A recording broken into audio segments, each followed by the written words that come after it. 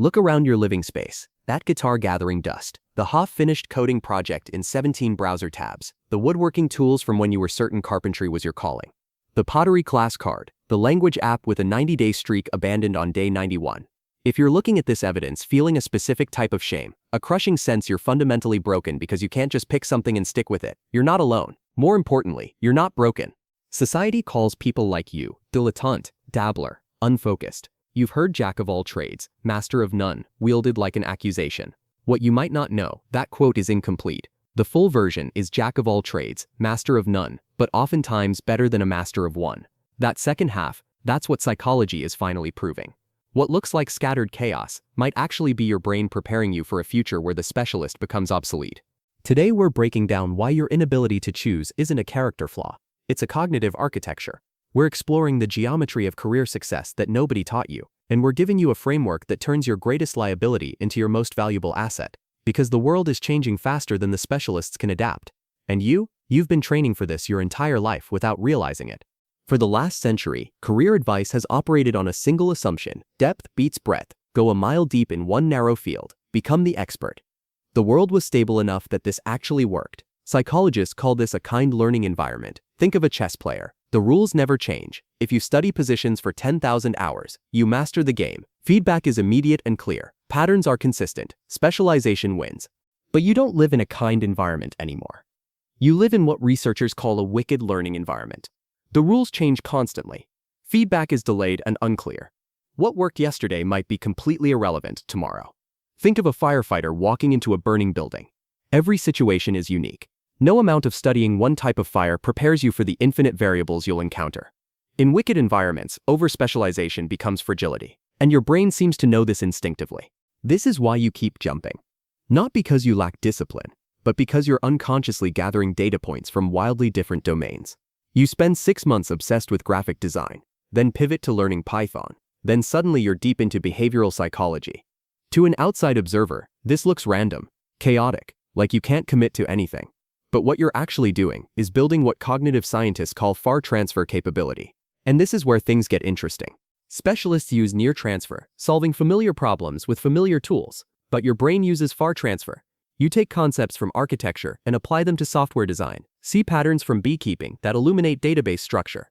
You're not just learning skills, you're building a library of metaphors that lets you see solutions invisible to specialists who've only looked at their narrow domain. Now here's where most people get stuck. You understand intellectually that curiosity is valuable, but you're still drowning in anxiety because you look at people your age who are senior engineers or department heads and you feel like you're perpetually at the starting line. You're switching tracks while they're climbing ladders, and the comparison is killing you. This happens because you're measuring yourself with the wrong geometry. You're not T-shaped with general knowledge and one spike of expertise. You're M-shaped, multiple pillars of depth connected by bridges of curiosity. But here's the trap nobody warns you about. You cannot build all the pillars simultaneously. If you try to learn data science, write a novel, and launch a business in the same month, you'll collapse into what we call the dash shape. A mile wide and an inch deep, no real foundation anywhere. Just surface-level knowledge that creates even more anxiety because you can't stand on anything solid. The solution is what psychologists studying polymaths call serial mastery. You build one pillar until it's strong.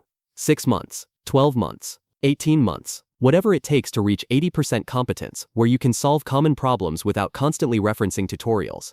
Then, and this is critical, you make a conscious choice to graduate to the next pillar. This isn't quitting. This isn't giving up when things get hard. This is strategic completion. You're deliberately choosing to satisfy that domain's curiosity and begin constructing your next area of depth.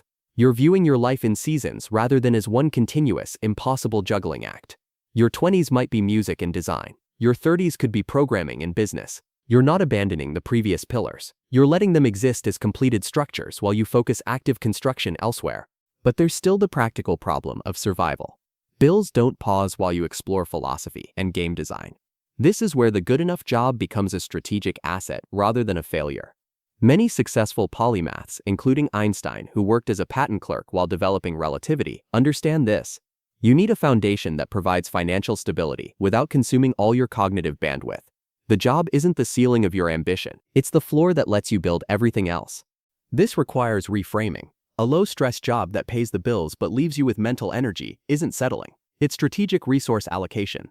You're choosing a position that operates at 70% of your capacity, so you have 30% surplus to invest in building your other pillars. A high-passion, high-stress job might sound exciting, but if it demands 110% of you, it leaves zero room for the exploration your brain requires to function optimally. Now let's address the practical chaos. Your brain generates more ideas than you can possibly execute. This is by design. You're a high-output idea factory, but your working memory is limited. If you don't have a system to capture fleeting obsessions, they create cognitive overhead that leads to paralysis. You need an external brain, Notion, Obsidian, even a simple folder system. When you get fascinated with medieval architecture for 2 weeks, take notes. Capture the concepts. Then let the obsession fade without guilt. 3 years later, when you're designing a website, you might stumble on those architecture notes and realize the structural principles of a Gothic cathedral map perfectly onto information architecture. That moment of synthesis, where seemingly unrelated domains suddenly connect, that's the payoff. But it only happens if you captured the dots so you could connect them later. The sociologist Niklas Luhmann published 70 books using exactly this system, one idea per note card. Link related ideas, let the network grow organically. The connections eventually write themselves. There's also an evolutionary advantage you're carrying that specialists lack: redundancy. In nature, redundancy is survival. Elephants rarely get cancer because they have duplicate tumor-suppressing genes. If one fails, backups activate. Your scattered interests are cognitive redundancy. If you're purely a specialist software engineer and AI automates your entire field, you're vulnerable. But if you're a software engineer who also understands electrical systems, can teach English, and knows carpentry, you're anti-fragile. Economic shocks that destroy specialists barely register for you because you have multiple pivot points ready. Stop apologizing for your graveyard of hobbies. Those weren't failures, they were semesters in your own university. Every abandoned project taught you about process, your working style, domain knowledge you didn't know you were collecting. That dusty guitar taught you about sustained practice. That half-finished website taught you scope management and technical constraints. None of it was wasted, all of it was curriculum. You were never meant to be just one thing. You were built to bridge worlds specialists can't see or connected. While they dig deeper into single holes, you're mapping terrain above ground, seeing patterns across the landscape. That perspective, that synthesis across domains, becomes increasingly valuable as the world gets complex and interconnected. Specialists solve known problems efficiently. You solve unknown problems creatively. As change accelerates, the world needs more of the latter. So here's your framework. Pick your first pillar based on either stability or current energy. Build it to 80% competence. Use a good enough job as your foundation, not your ceiling. Capture every fleeting obsession in an external system. Graduate to your next pillar when curiosity is satisfied. Let the connections emerge over time rather than forcing them immediately. You're not building a career. You're building an interconnected ecosystem of expertise that becomes more valuable with each new domain you add. If you're ready to stop feeling guilty about your scattered interests and start building your M-shaped future intentionally, drop a comment with which pillar you're focusing on first. And if you want a deeper framework for auditing your interests and designing your seasons, subscribe. Because the future belongs to people who can see how everything connects, and you've been training for that future your entire life.